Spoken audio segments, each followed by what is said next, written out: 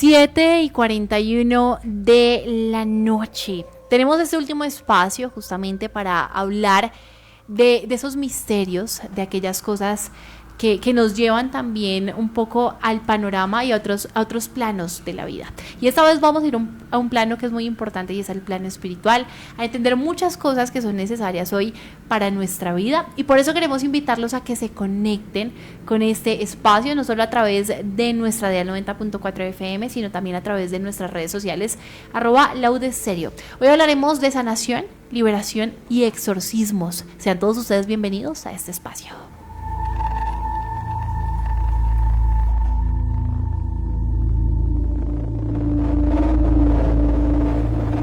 Y hoy tenemos un gran invitado en nuestra mesa de trabajo y estamos hablando del padre Holman Andrés Henao y justamente una historia muy interesante porque él ha estado detrás de la Iglesia Católica Independiente. Padre, bienvenido, buenas noches, qué placer tenerlo acá.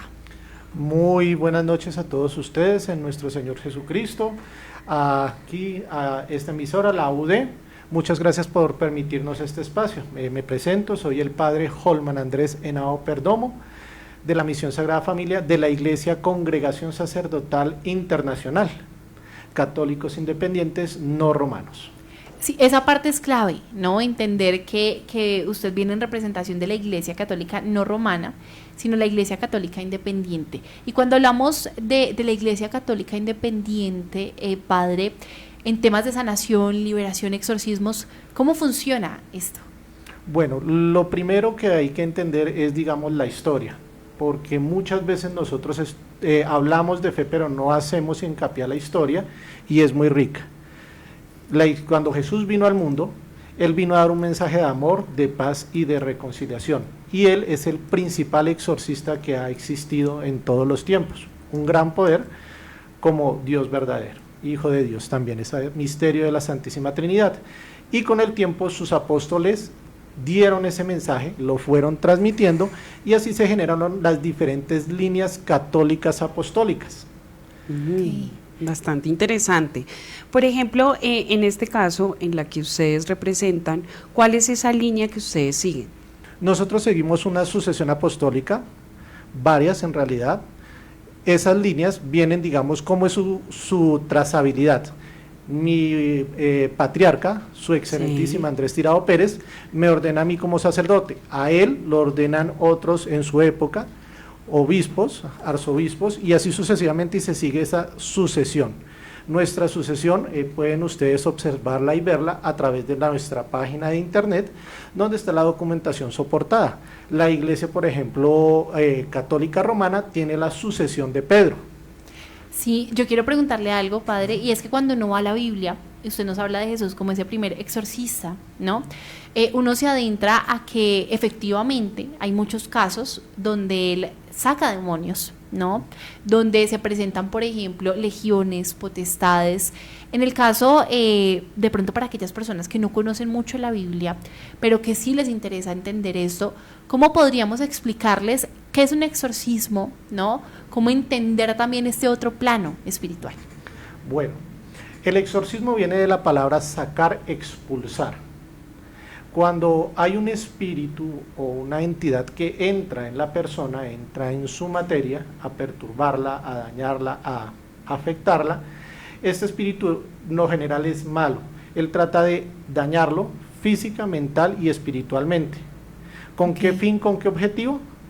Eso ya, digamos, depende del estudio que se venga a realizar en la liberación, en el proceso de exorcismo, porque hay dos tipos, A y B. Los tipos A son de personas desencarnadas, que murieron, que fueron personas terrenales, que estuvieron aquí como personas vivas, y que por sus pecados o su estilo de vida, por así decirlo, están en el limbo o en pena, y los utilizan para posesionarse de las personas. Y los casos tipo B, que son ya los que se conocen como ángeles caídos o demonios. Okay. Que en estos son muy escasos, pocos, y de esa documentación podríamos hablar como el de la película El Exorcista, que es basada en hechos reales, sí, como el exorcismo de Emily Rose también, sí, y muchos otros, pero estos son casos de 1 en 10 millones.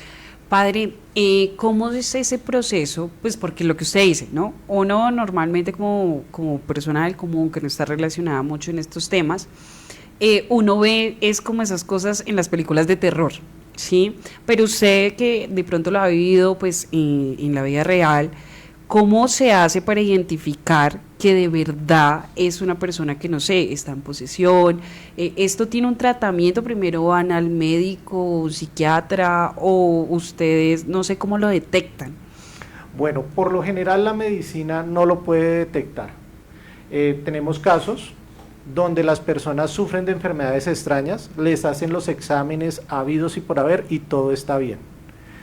Otra de las cuestiones es que comienzan también a tener diferentes casos, como por ejemplo aversión a los elementos religiosos, a los sacramentos, a la cruz, a ir a la iglesia, y ya en casos de una posesión ya digamos verídica, automáticamente al entrar a una iglesia, en estar con una persona de fe, comienzan a presentar actuaciones digamos de violencia, o comenzar a presentar por ejemplo desdoblamientos, Sí. cuestiones de fuerza que le llamamos titanismo o sansonismo, que es que una persona pues tiene su fuerza normal pero no se puede contener o no puede ser contenida por 4 o 5 personas robustas.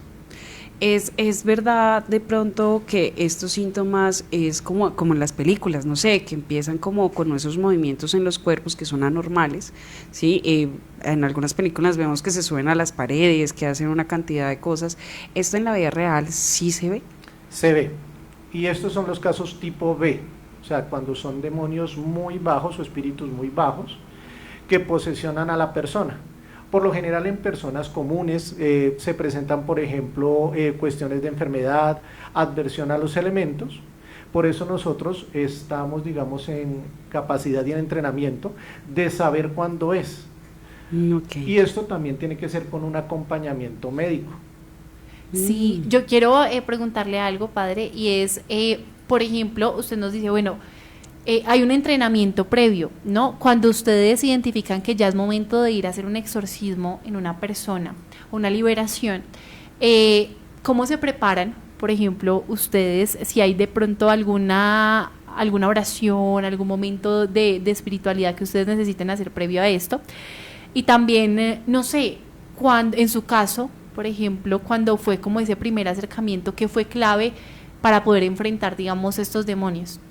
Bueno, el alistamiento viene desde mucho antes, porque hay que estar en gracia de Dios, hay que prepararse mental, física y psicológicamente, porque estos espíritus tienen a veces conocimiento de muchas cuestiones tanto personales como del mundo y van a tratar a uno de encriparlo, de doblegarlo.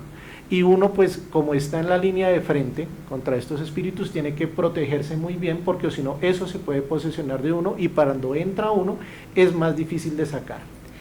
Porque adquiere el poder de ese ente más el poder que uno Dios le ha dado a través del desarrollo que uno tiene a través de la oración, de seguir digamos las obras del Señor. Incluso usted nombraba a Jesús, ¿no? Y cuando uno se adentra como a estas historias de la Biblia, hay una donde dice que los apóstoles fueron a intentar sacar, a liberar a una persona, pero no lo logran. Y como que es solamente Jesús quien puede hacerlo, ¿no? Y allí hay una enseñanza como muy grande de lo que hay detrás de estas liberaciones y exorcismos. Y yo quiero preguntarle eso también un poco. En la Biblia se habla de muchas manifestaciones en los demonios. Hay un caso, por ejemplo, que dice que salieron de allí los demonios y fueron a parar a los cerdos, por decirlo. En sus casos, en el caso de que usted se ha enfrentado, ¿cómo se evidencia ese proceso? O sea, se llegan de la persona, cómo se vive esto, pero cómo también se da cuenta uno que ya el trabajo fue realizado. Cuando hay un proceso ya de liberación por concluir, se siente por parte tanto de la persona como de uno una paz. Eso digamos lo describe cada persona. En mi caso digamos se siente una paz, una tranquilidad, como que hay un vacío, una luz, pero que no es de temor sino como de paz, de tranquilidad, que viene digamos de tranquilidad, valga la redundancia, del Señor. Cuando uno está luchando con estos espíritus, porque hay veces que la gente cree que con un exorcismo y ya, eso es digamos por lo general no se da así, toma varias sesiones. Sí. se pide mucho al Señor y se siente cuando todavía eso está ahí, uno lo siente, es una cuestión que digamos que cada sacerdote, cada exorcista, cada obispo lo siente de esa manera. Unos sienten que tiene un cosquilleo, otros que por ejemplo si ven o sienten que eso no salió o que salió una gran parte. Hay un desapego. Y respecto a cuando Jesús sacó, es precisamente Jesús saca una legión de muchos demonios, de muchos espíritus bajos, y van a dar a una pira de cerdos. Sí, eso es cierto. Exactamente. Y preciso cuando tú hablas de la otra parte, donde los apóstoles no pudieron sacar a ese espíritu, fue porque les faltó ayuno. Padre, ¿cuáles son esas características? Porque sabemos que esto no le pasa a todo el mundo, ¿no? Pero ¿cuáles son esas características que ese ser humano, sí, una persona cotidiana, pueda llegar a tener para que estos espíritus se acojan a ese cuerpo físico? Porque se dan esas posesiones, Sí. como cuál es el punto donde uno termina abriendo Porque la a uno puerta. sí, a otro no. Bueno, todos tenemos algo que se llama la coraza espiritual, que es como esa aureola que tienen los santos, todos la tenemos, pero a veces esa aureola es débil. Y como es débil, estos espíritus pueden entrar. ¿Cuáles razones permiten la entrada de estos espíritus? Una, trabajos de brujería que hagan hacia la persona, Ok. pero no del brujo que, por ejemplo, ofrece sus anuncios por televisión o por alguna cuestión que son por lo general personas que viven de ese lucro, sino de brujos verdaderamente consagrados al mal. Ok. Trabajos que a veces la persona haya hecho de brujería hacia una persona por envidia, por celos o por amarrar a esa persona para que esté a su lado, Sí. eso también abre esos Abre ese portales. campo. Y lo otro es, por ejemplo, jugar a invocaciones como la Ouija, como Charlie Charlie y todos estos que en realidad esos son aperturas de portales, como se les suelen llamar, que permiten que uno abra esa puerta, ese camino a que esos espíritus lo posesionen a uno. Puede pasar de pronto que, no sé, yo me trasteé a una casa y en esta casa hayan espíritus que uno no tiene ni idea. Uno puede ser una persona de fe, pero puede pasar que por el hecho de uno estar dentro de ese sitio, de convivir ahí, uno pueda llegar a sufrir una posesión. Puede ser si en el lugar se hicieron cuestiones muy bajas o cuestiones que sean, digamos, de muy mala energía, que hayan hecho ouijas, sacrificios de animales o personas, o que hayan jugado con las famosas magias. Las magias en realidad, como le llaman la blanca, la azul, todas esas magias son malignas, son pactos que se hacen con demonios, sino que en vez de subir se desciende, siendo la blanca, la que llaman a veces la magia blanca, la más débil, como con espíritus de muy poco poder, y así se va sumergiendo en los colores hasta llegar al rojo y al negro, que ya son pactos que se hacen con las bajezas o con cuestiones ya muy pesadas. Sí, yo quiero preguntarle algo, padre, y es en su experiencia, ¿cuál de pronto ha sido ese caso más impactante o que le haya generado como, digamos, un trabajo más difícil, ¿no? durante su trayectoria? Bueno, son muchos, ahorita me viene uno que desafortunadamente a veces las personas, por el afán, porque es que cuando hay una posesión, se dejan llevar del afán, de la preocupación y comienzan a saltar de aquí para allá. Sí. Un caso de una niña que desafortunadamente jugaron con la Ouija,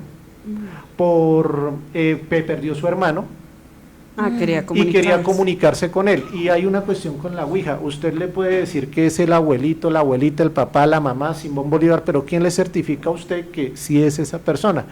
Y al abrir ese portal, esta niña entró en una posesión donde gritaba, hablaba en lenguas y comenzaba a tener lo que llamamos el titanismo del sansonismo. No había quien la controlara. Desafortunadamente, en el afán de la familia, acudieron a mí, estábamos haciendo un tratamiento para poder hacer esa liberación, pero en ese afán desafortunadamente no se pudo. Y otro donde sí, fueron las primeras experiencias, cuando estaba, digamos, estoy de todas formas bajo la tutela de su excelencia, porque siempre el exorcismo hay que hacerlo en compañía. Ok. No se va solo. No se va solo, no, un sacerdote solo no puede, tiene que estar siempre acompañado de otra persona también religiosa, y si es posible también de familiares de la persona. Ok, esto ayuda a que sea como un campo energético. Tanto energético como de seguridad, porque estas personas salen hasta atacar al sacerdote o a la persona. Entonces se requiere a veces de varios para retenerlo. Y en este caso era una muchacha que el ataque era fuerte, una brujería que le habían hecho. uno la veía y tenía más o menos, estaba pesando unos 40, 45 kilogramos y ella medía unos 65, unos 70. En desnutriciones, Claro. Exacto. Y en el momento de la liberación, ninguno de nosotros pudo. Se liberó de nosotros y cuando fue a atacarme a mí, o sea, porque fue directamente a mí, ahí es donde está la preparación y la fuerza, que no viene de uno sino del Espíritu Santo. Pude, digamos, detenerla sosteniendo el crucifijo y se detuvo ahí. Este fue un caso que tomó varias liberaciones hasta que ya la persona logró salir adelante. Y después de que, digamos, una persona pasa por este proceso, este tratamiento de varias sesiones, ¿cómo son los testimonios que cuentan? ¿Ellos recuerdan esos momentos? ¿Son conscientes? ¿O cómo, digamos, viven esa experiencia ya del después? Muchos de ellos son conscientes, pero ellos dicen es como si me hubieran apartado y alguien hubiera tomado posesión y va y ataca, dice las cuestiones y no tienen el control de su cuerpo. Como si estuvieran en una película, Sí, como donde saben encarcelados. que es su cuerpo, saben lo que están haciendo, pero no pueden controlarlo.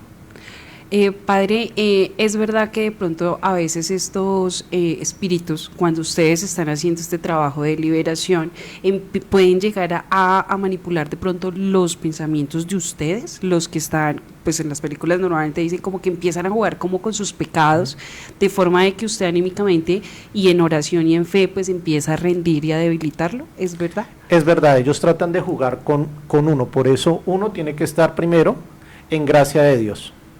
Estar bien, haber confesado todos los pecados, por eso digamos el sacerdote tiene esa preparación, esa unción cuando se dirige a la labor de la liberación del exorcismo, el poder estar en gracia de Dios para que eso no lo atormente a uno, porque ellos van siempre a tratar de debilitarlo, decir usted no puede, usted quién es que Dios no existe, es que yo soy más poderoso que él, y juegan con la mente de la persona, por eso uno tiene que estar fuerte, y también a las personas decirle, tiene usted también que, digamos, si dice algo, no le refute, sencillamente deje, porque ellos lo que buscan es que usted se debilite, trate de atacar para ellos mismos tomar posesión o atacarlo más fuerte. Sí. Padre, bueno, en estos casos, bueno, hemos hablado de cómo se hace, como todas estas posiciones, pero me gustaría que nos contara también un poco sobre la otra cara, cómo uno hace para protegerse de este tipo de cosas. Sabemos que, bueno, no jugar con la tabla Ouija, no abrir estos portales, pero pues uno no está exento a que a uno de pronto le hagan pues esos trabajos de brujería, que hagan, sí, hay gente mala también, pero uno cómo hace para proteger como ese campo áurico que nosotros tenemos. Para proteger el espíritu, digamos lo que llaman aura, de proteger todo esto, primero estar en gracia de Dios, o sea, seguir todo lo que nos enseñan a través de los tiempos, nos ha enseñado la Sagrada Escritura, lo que nos enseñan los papás, los mamás, los mandamientos, y no hacerle daño a los demás. Ir a la Eucaristía, yo recomiendo mucho, por lo menos unas 2-3 veces a la semana, no solo los domingos porque lo volvimos de deporte solo Sí. los domingos, no, hay que estar continuamente, comulgar, confesarse y tratar de alejarse de esas cuestiones negativas, como la lectura, digamos, las mancias, que en realidad es un medio para a veces uno tratar de adivinar el futuro. No, el futuro lo puede construir uno con oración, pidiéndole también a Dios orientación y siguiendo el buen camino, y muchas veces también aprendiendo a discernir y a seguir ese instinto de, oiga, por aquí no me debo hacer, esto no lo debo hacer, esta persona como que no es correcta, tratemos de mantenernos. Sí, yo quería preguntarle algo y es, cuando uno está aprendiendo, siempre le muestran ejemplos, ¿no?, que se han vivido alrededor de la historia. En el caso de ustedes, como sacerdotes, como representantes de la iglesia, por ejemplo, ¿hay historias de exorcismos que se hayan enfrentado antes y alguna particularmente que usted recuerde que sea muy importante rescatar dentro de la historia de la iglesia? Hay muchas. Por ejemplo, las películas, como por ejemplo El Exorcista, El Exorcismo de Emily Rose, estas películas a veces del conjuro, lo de la muñeca esta Annabelle, Sí. son casos reales. Son casos que uno estudia para mirar qué fue lo que sucedió. La película en realidad es, como dicen, una pequeña parte de lo que se vivió. Ok. Siempre la película trata como también de a veces de hacer una magnificencia, de como exaltar, pero esto solo se presenta en pocos casos. Lo que es el giro de la cabeza, en realidad se puede dar, y no solo de 180, sino de 360 grados, y también en la cadera. Pero como les digo, estos son muy pocos los casos que se ven, pero se estudian para que cuando uno tenga que enfrentarse a ello, no salga corriendo, porque lo que puede haber peor es hacer un exorcismo y dejarlo a medias. Padre, yo tengo una curiosidad y es cuando ustedes empiezan como toda esta vocación, ¿ustedes eligen estudiar para ser exorcistas o es algún don, algo que ustedes, no sé, su líder ve y dice, usted debe empezar a estudiar esto para empezar a atacar, bueno, más que atacar, empezar a practicar, batallas, ¿no? Sí, estas liberaciones. A ayudar. Sí, digamos las dos cuestiones. A veces uno puede tener ese don desde pequeño, ver que uno puede de pronto ver espíritus, sentir cuestiones, de sentir el mal, de tener sanación, pero ya en el proceso de la vida es donde uno decide encaminarse o no. Ahí está el libre albedrío. Y en el caso de nuestros líderes, en el caso de Su Excelencia, yo también fui paciente de Su Excelencia. Cuando ya terminé mi proceso de sanación, de cadenas transgeneracionales y de muchas cuestiones que pues me habían hecho, él me invita a formar parte de la iglesia y en ese transcurrir él se da cuenta y los demás obispos de que pues está ese don y que hay que cultivarlo.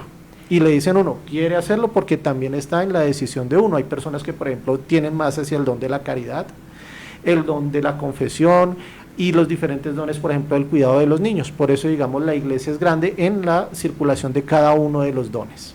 Padre, yo por último quiero preguntarle algo y es, acá hemos tenido todo tipo de invitados en este espacio y muchos nos hablan de eso, de nacer con un don donde ven otro plano, ¿no? Pero cada quien como que usa ese don de una forma diferente.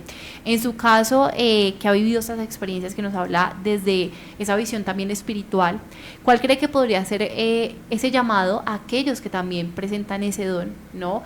O a aquellos que también nos están escuchando en este momento? ¿Usted qué le diría a la gente que nos está acompañando en esa transmisión? Si sienten estas personas que tienen ese don, que quieren realizarlo también, busquen personas que estén acordes y tengan el conocimiento.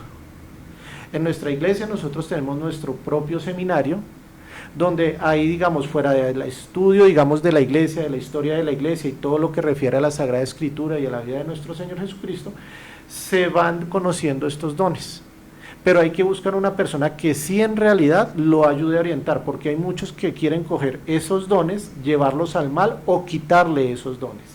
Qué importante eso, Padre, y gracias de verdad por traernos esa explicación, porque a veces sí nos hace falta conocer de este otro mundo, pero yo creo que también nos queda esa invitación que usted nos decía, y es, aunque el enemigo sea grande, la batalla espiritual pues puede vencer siempre y cuando tengamos como esas partes puntuales que usted nos estaba comentando.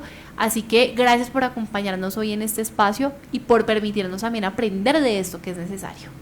No, a ustedes muchas gracias, aquí siempre dispuesto y nuestra congregación para cuando nos necesiten. Bueno, pues ahí está, 8:05 de la noche, una invitación para conocer el plano del exorcismo, la liberación, la sanidad desde otro aspecto, y es también esta visión espiritual. Así nos despedimos de este jueves de misterio. Recuerde que usted nos puede dejar aquellas preguntas que usted tenga, aquellos temas que le gustaría que tratemos a través de nuestra línea de WhatsApp 324-137-1393. Estaremos atentos a todo lo que usted nos comparta. Así nos despedimos. Chao, chao. En el aire flotan las historias, los colores, los sonidos y los versos.